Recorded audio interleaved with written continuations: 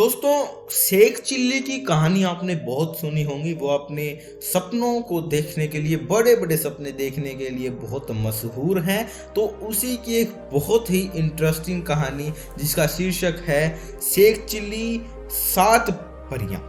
Sheikh chilli और सात परियां। तो चलिए कहानी को शुरू करते हैं। कहानी में डूबने से पहले चैनल को सब्सक्राइब कर दीजिए। अगर वीडियो अच्छी लगे तो जरूर से लाइक करके जाना और एक अच्छा सा प्यारा सा कमेंट भी करके जाना। चलिए कहानी शुरू करते हैं। शेख चिल्ली बहुत ही गरीब परिवार से थे।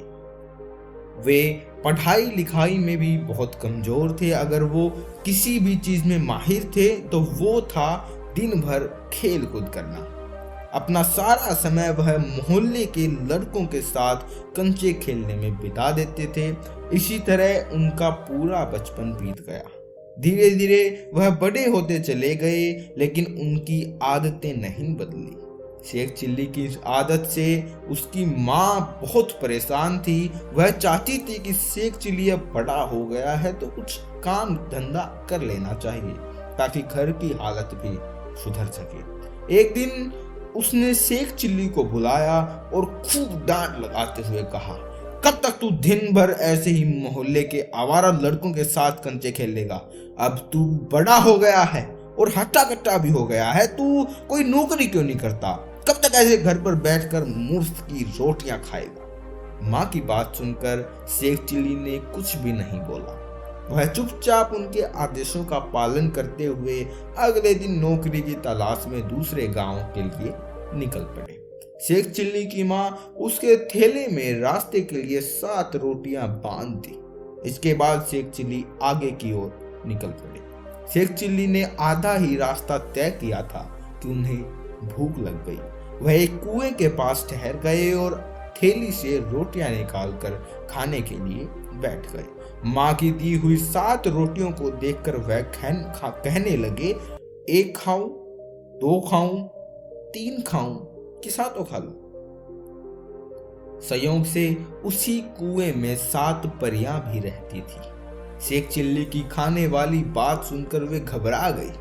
उन्हें लगा कि वह उन परियों को खाने की बात कर रहा है। डर के मारे वे 7 परियां कुएं से बाहर आई और शेख चिल्ली से विनती करने लगी कि वह उन्हें ना खाए। परियों ने शेख चिल्ली से कहा, हमें मत खाओ, हम तुम्हें एक जादुई घड़ा देंगे। उस घड़े से तुम जो भी मुराद मांगोगे वह पूरी हो जाएगी। शेख चिल्ली ने परियों से जादुई घड़ा लिया और फिर वापस अपने घर आ गया।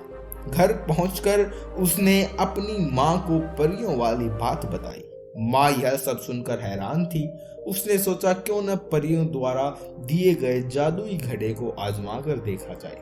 माँ ने घड़े से ढेर सारे पकवान की इच्छा मांगी। इतना कहते ही उसके सामने तरह तरह के पकवान थालियों में सज गए।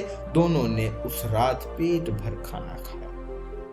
इसके बाद शेख चिल्ली की माँ ने उस जादुई घड़े से ढेर सारा धन मांगा और दोनों अमीर हो गए। यह देखकर शेख चिल्ली की माँ बहुत खुश हुई, लेकिन उसके मन में डर था कि वह गांव वाले उसके मूर्ख बेटे से अमीर होने का राज न बुलवा ले।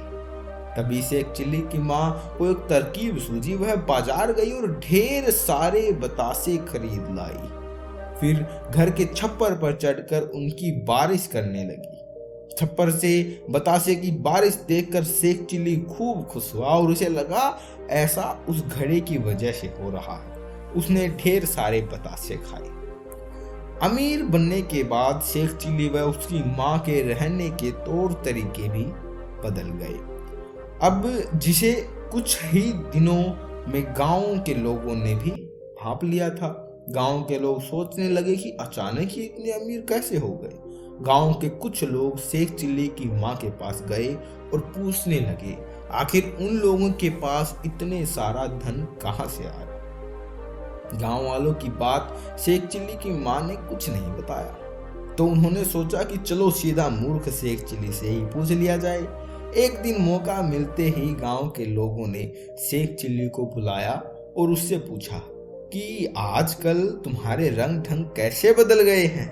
इस पर शेख चिल्ली ने उन्हें परी और जादुई घड़े वाली सारी बात बताई। शेख चिल्ली की बात सुनकर गांव वाले उसके घर पर गए और जादुई घड़ा दिखाने के लिए उन्हें कहने लगे। इस पर शेख चिल्ली की माँ ने कहा, उनके पास ऐसा कोई घड़ा नहीं है।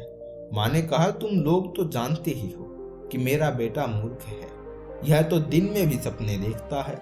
यह सुनकर शेख चिल्ली ने जोर देते हुए कहा, माँ याद करो, मैंने तुम्हें वो जादुई घड़ा दिया था, क्या तुम भूल गई? उसी घड़ी से तो हमने रात में ढेर सारे पकवान खाए थे और फिर हमारी छप्पर से बतासे की बारिश भी तो हुई थी। यह सोचकर उसकी माँ ने हंसते हुए कहा, लो अब बताओ, कोई भला छप्पर से कहीं बतासे की बारिश होती है? अब गांव वालों को भी शेख चिल्ली की माँ की बात पर यकीन हो गया था।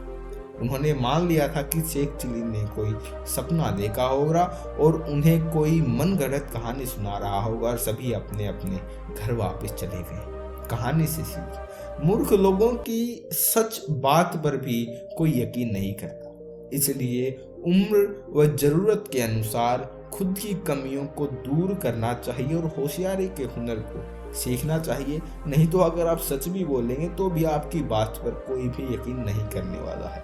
तो यहीं पर कहानी खत्म होती है। शायद आपको इंटरेस्टिंग लगी होगी, आपको कुछ न कुछ सीखने को भी मिला होगा।